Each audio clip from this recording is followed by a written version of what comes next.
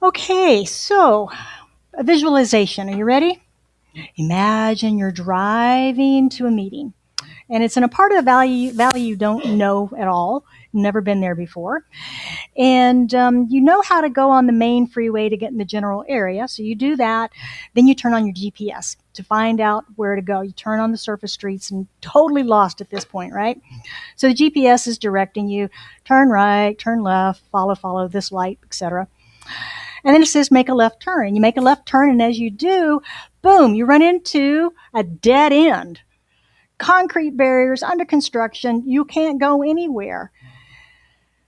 Completely lost. What do you do? What do you do? A lot of times when life throws us a curveball, we complain. We then start demanding to know why. We might talk to the GPS person in the phone, right? Why did you send me here? Why didn't you know this was under construction? Don't you know I'm going to be late? Why did you do this to me? Why is this always happening to me? Have you ever heard anybody do that? Does any of that move the concrete barriers? Does any of that get you to your meeting? No. Asking why just keeps us stuck right there, doesn't it? Idling in the car, staring at the concrete bunkers. To get to our destination, we have to put the car in reverse. We have to back out of there, and we have to look at the map for where we actually are in this moment. And then we put in new coordinates for a new destination, set a new cause into motion for ourselves. Yeah, when it comes to things like our finances, our relationships, our health, we might stare at those conditions for weeks, months, even years sometimes, asking, why did this happen to me?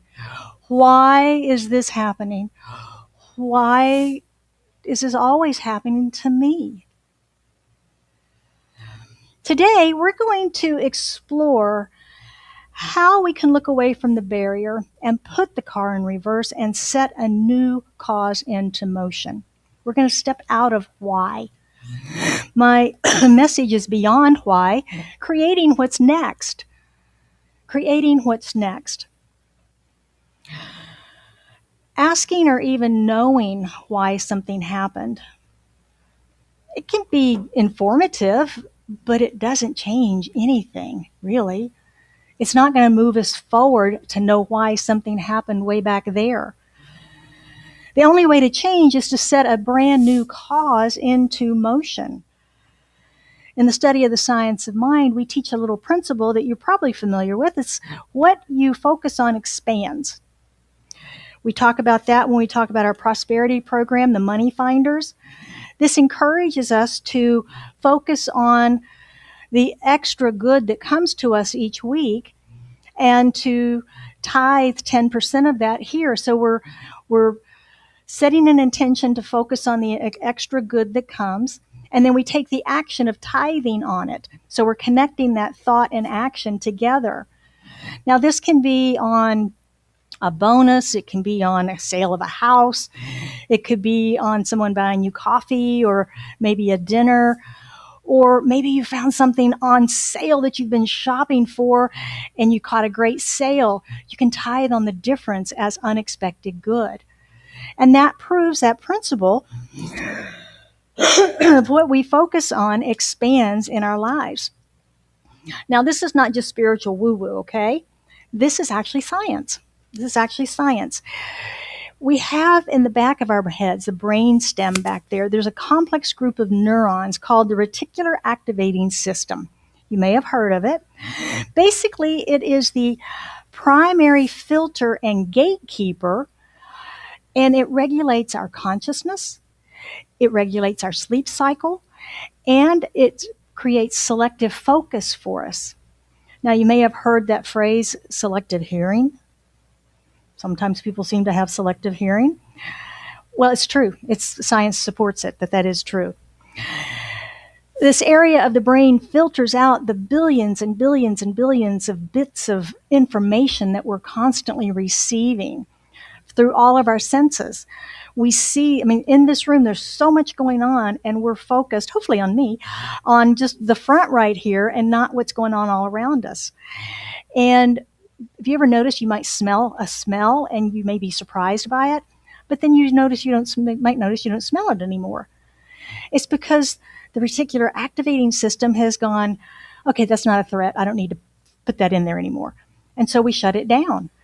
Hearing is the same. Maybe we're in a restaurant or at a party, and it's very loud when we get there, and we're very distracted from all the confusion.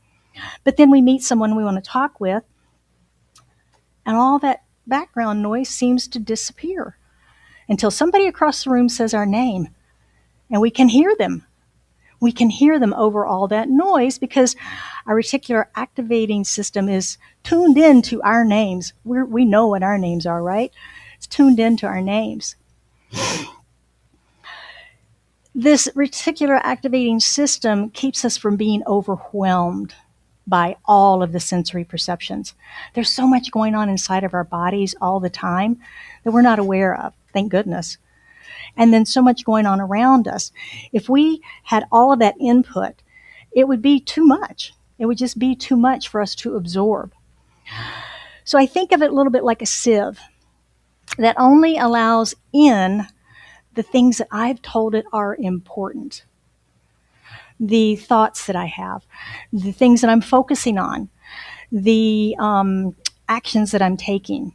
So it narrows down that field so that I'm receiving that which I'm focusing on. That's the science about what we focus on expands.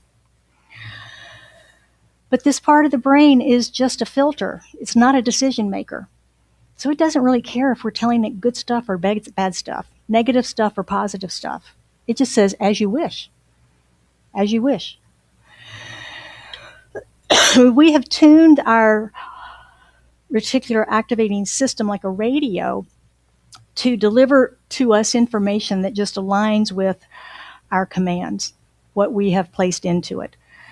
And that's really good news because that means that we can use it to experience more good in our lives. Just like the prosperity program, we set that intention and we begin programming that reticular activator to start seeing more of that. And the more we see, the more that comes. It's also true that when you ask yourself, why am I stuck? That acts as a command. That acts as a command to the reticular activating system to go find you reasons. Go find out. Go into your memory. Go into your childhood. Go into everything you've ever failed at in your life, and it will produce this massive list for you about this massive list for you. Is it up? It is up. It's on the other side. Okay, that list for you about why you're stuck. See? This is why. And it's not always good, is it? It's not always good. Was a German physicist named Max Planck. Anybody heard of him, Max Planck? Well, he won the Nobel Prize in Physics in 1918. And he's considered the founder of quantum theory. You heard of quantum science? It's all the quantum computing and stuff we're doing today. He's considered the founder of quantum theory and is the reason that we understand subatomic and atomic processes. So he's a pretty smart guy. Yes? He said, I regard consciousness as fundamental, baseline, basic, it just simply is. I regard matter, that's all the stuff, right? I regard matter as derivative from consciousness. That's a fancy way to say thought becomes a thing. Used to have the music stand up here we talked about all the time, that was first somebody's idea in their mind before it ever got drawn onto paper or built. So everything is an idea in mind before it comes into form. So if consciousness is fundamental or foundational, and matter and conditions and all of that is derived from or comes from that, then analyzing the condition will just simply keep us stuck in the condition, won't it? Just keeps us stuck right there. Now, if we're happy, healthy, prosperous, and satisfied, that's a great place to be. Keep focusing on that, right? Keep that going. Keep that going. But if we're not, it can easily keep us stuck in the condition that we're not happy with. It can easily keep us stuck there. You've probably noticed Einstein's on this slide, as is Ernest Holmes.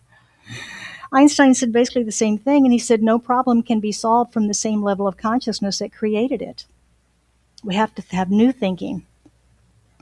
And Ernest Holmes is the author of The Science of Mind that we teach, and he agreed when he taught principles not bound by precedent, which we talked about last week. So asking why keeps us staring at the effect, trying to find the answer, not working on the solution. We have to move out of the past. That's what all three of these, I call pretty brilliant minds, are suggesting we do, is get out of the past and get into new thinking. In our center, we teach the creative process, which is basically how life works. And we only teach that we need to know what it is we desire. We don't need to know how to get it. If we knew how to get it, we'd have already gotten it, right? So we need to know what, and be very clear on that, and very clear on how we believe we will feel once we receive it.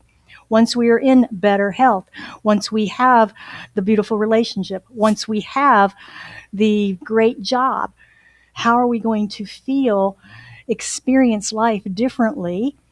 So we hold on to that and that what, and then we allow the universe, which is a heck of a lot smarter than we are, and universal natural laws that already exist, to bring that forward, as long as we stay focused on that. And remember that conditions are the stuff of life. It's the things, it's the circumstances. It's our finances, it's our relationships, it's our health. And they're constantly changing because of this creative system in which we live. Have you noticed that about your life? Things continue to change and shift and move. And really, I'd say thank goodness for that, because I wouldn't want to be stuck as a 25-year-old or a 15-year-old or even a 50-year-old at this point. So, we keep growing and expanding in our wisdom and our knowledge. If we don't like those conditions, the beautiful thing is that we have the power within us to put a new cause in motion. We can do that by changing the tendency of our thinking, because that's what it's creating from. If we think the same old way, we'll get the same old results. That's back to Einstein. Can't solve the problem from the same level of consciousness that created it. So we plant new seeds. We plant new seeds, new ideas, and set that new cause into motion. When we dwell on why things are the way things are, we can come up with blame, we can come up with excuses maybe, but it's not doing us any good when we can simply move beyond it and choose a new cause to set in motion. However, sometimes when something's really bugging us, it can be really challenging to stop thinking about it. Yes? Yes. And it gets on that hamster wheel in our brain, and it goes round and round and round and round, and we just keep thinking about it, and we keep making up stories about it. And it just goes on. How do we get out of that? How do we get out of that? Well, again, we have the power to choose, and we have to use our practices and our principles that we teach to move ourselves beyond that and to begin to turn away from that condition that we don't like, that thought that we're on the hamster wheel with, and, put a stick in it and stop it so that we can start thinking about something else and continue to bring our minds back. Our meditation this morning, when we went into the silence, we were to focus on a new seed of a desire that we had planted. And I realized in myself that I moved off of that after a couple of minutes. And it was like, okay, I'm going to remind myself and everybody else back to focusing on that seed of that new idea that you're planting, because our minds will wander around like that. So that is the way that we break that hamster wheel. I used to work with a person who might consider a know-it-all. You know, people like that. They always have the answers. They always have the best ideas. Nobody else's ideas are any good. They start every sentence with no. Know those people? Yeah. And I allowed this to frustrate me for a long time until finally one day I just said, I'm done. I stopped. I just stopped engaging with that energy.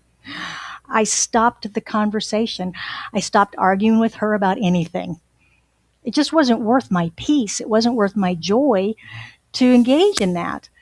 I removed my energy from her sphere. So I was no longer the resistance that she needed.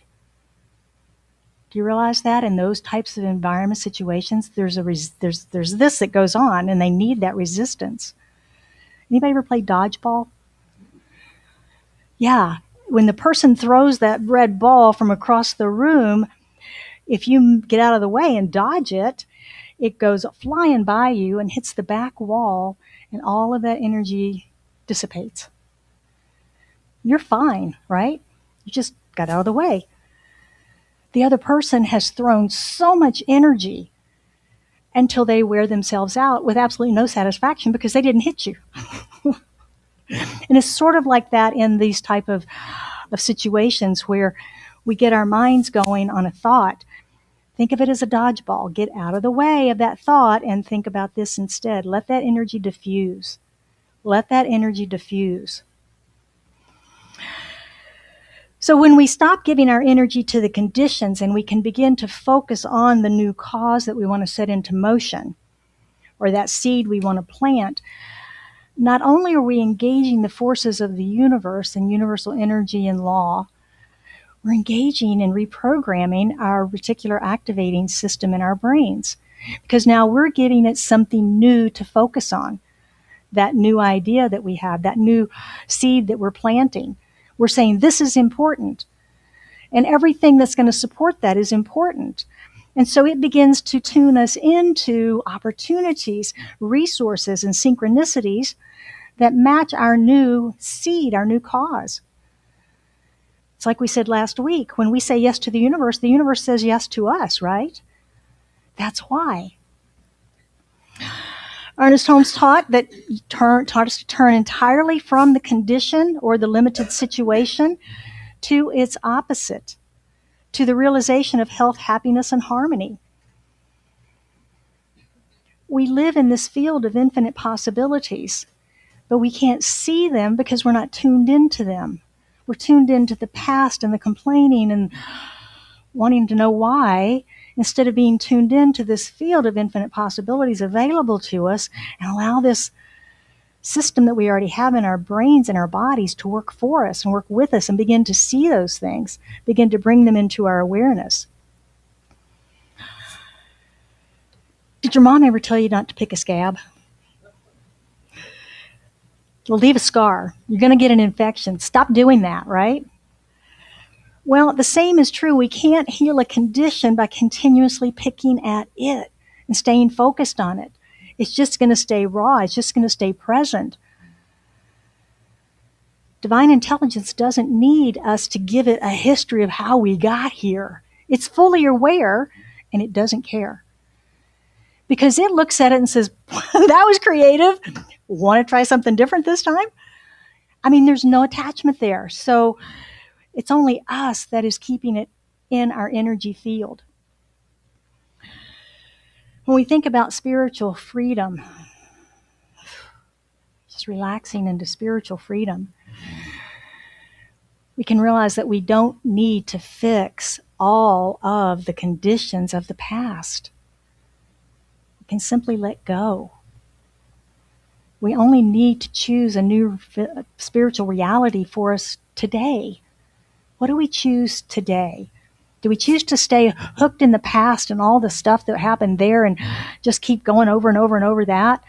Or do we decide and choose to create something new, a new adventure, a new direction for ourselves? Our spiritual mind treatment or our affirmative prayer practice that we use, we are affirming our good. We're accepting it in that. And that is also part of that reprogramming of the reticular activating system, is saying yes to it, saying yes to it. We're not praying about the problem. That's what we really need to let go of. Sometimes we need to deny that it exists, but we leave that behind, and we just begin to affirm what it is that we are choosing instead. And we're reprogramming the system. Because it's true, when we say yes, our brain says yes, the universe says yes, and things begin to conspire on our behalf. But we got to let go of the past. We've got to let go of focusing on why. So let's look at a way that we can practice this principle this week. So I invite you to set an intention to catch yourself asking why. Set an intention, so you're programming your reticular activator to look for this for you, of catching yourself saying why. Put why on a Post-it note, on your mirror, on your dashboard, on your computer, wherever you'll see it frequently. Just why with a question mark, to remind yourself to pay attention to that. And whenever when you see that, it will begin to program your system. When you catch yourself, that's when you get to pause and say, ooh, thank you for showing me what I don't want. Thank you for showing me what I don't want. Why is this happening? Ooh, I don't want that. This is what I want instead. Thank you for showing me that. Now I can move on. And third, ask yourself, what is the highest truth that I want to experience right now? Not the why, but what is the experience I want to experience right now? The highest truth. And state that. And then your fourth step is to just say, I am no longer investigating the problem. I'm no longer investigating the problem. Right here and now, I am planting this new seed, whatever that highest truth of yourself that you just stated was. So it's a process of action. It's noticing what you're asking why about that's keeping you stuck in the past. It's blessing that and saying, thank you, now we're done. I want this instead, speaking that. And then we are letting go of investigating any problem. Done with that, no Sherlock Holmes. And we are stepping into creation. We're stepping into creation at that point. It's important that we remember that none of us are victims of our history unless we choose to live in the why and to spin in the why and the why and the why. We're channels through which the divine comes into form. This week, I invite you to stop asking why and to set a new cause in motion in your life. Dr. Joseph Murphy, famous author, said, every thought is a cause and every condition is an effect. Change your thoughts and change your destiny. And so it is. So I can open the mic if anybody has any questions or comments about asking why, about setting a new cause in motion, or how maybe you stop your thinking from the hamster wheel of your mind. Anyone? Lori? Huh? Well, he's going to buzz because we're too close together. So I'm definitely a why asker. And in my practice of the science of Ayurveda, fundamental practice of the practitioner is to find the root cause, figure out why, so you can stop that and do something new. Mm-hmm. So there's that whole thing about learning from our mistakes and being able to reflect on how we did things that brought things to us that maybe we didn't want so much. So how do we reconcile that kind of why? Mm-hmm. Are there kinds of why? I need to understand how I find why helpful. Yeah. To a point, and then you move on, but I need more information about that. Okay. I knew she had a good question. I could see the question mark on her face. Um, the practice that you described in Ayurveda is a practice of Ayurveda, and that's what you go through with that. And I think a lot of human nature is that way also, where we want to dig into the why and understand and put it together. I think I've shared before, one of our practitioners in our organization got very mysteriously ill and was in the hospital and not doing well at all. And her question, everybody was around her doing healing prayers and things, and her question just kept, why is this happening? Why is this happening? Rather than, don't you want to treat to heal it? Don't you want to heal it? She goes, yeah, I want to heal it, but I want to know why. So it is a big deal. It's a big deal in our human experience to ask why. And yet in the science of mind, we teach that all of the whys are really through the power of our thought and what our thinking has been. And so up until now, it's been whatever we've been, wherever we've been, whatever we've been thinking, the tendency of our thoughts, our emotions, our activities, our actions. And what Holmes suggests is that we turn that off and say, that's what got me here. And I can choose new from this point forward and move into the future, move into this now moment. I don't need to rehash the past. There's nothing wrong with that if that's your practice and it works for you. The difference between the two teachings is that Holmes was of the opinion that this is the now moment. Nothing in the past is, it's going to influence us if we allow it, but choose now, choose new today. Does that make sense? Okay. Anybody else? All right. I was kind of caught up in the why of something, and I was reading, and the author said, well, why not? And so I got into thinking why versus why not, and it was just too confusing for me, so it stopped me from asking why. But I like your response to that. When you ask why, I don't need to know why. I just need to know what I'm going to do to correct the situation. Thank you for that. Correct or move forward, right? Yes, move forward. Anybody else? All right. Thank you all for your questions. I appreciate them. Lori, thank you for that.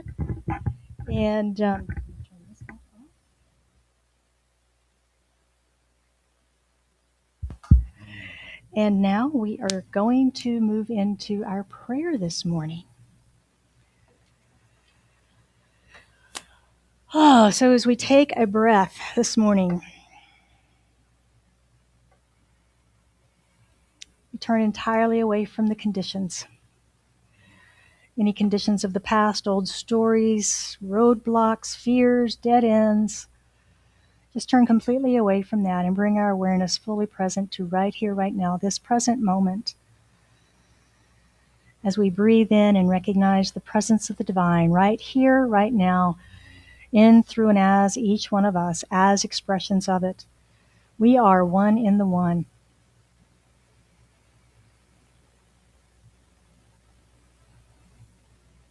And I know that each of us is whole, perfect, and complete in that oneness, that there is no separation. And that each of us is a divine creator in our own lives. And that we have the power to choose. We have the power to plant these seeds of ideas. And we have the power to reprogram our minds. We have the power to choose new thoughts. We have the power within us to set a new course and to let go of any past pains or hurts. So today we stop asking why and claim the absolute freedom of the present moment, this moment in which we live, breathe, and have our being. This moment. Releasing the understanding of the past and the fear of the future, and just being present here now to the presence of the divine, to the love that we are, to the ripples that we are on the consciousness of life. And whatever may be on our hearts today, we turn away from it if it's a challenge and focus on the preference instead. Focus on the good. Focus on the divine. Focus on love.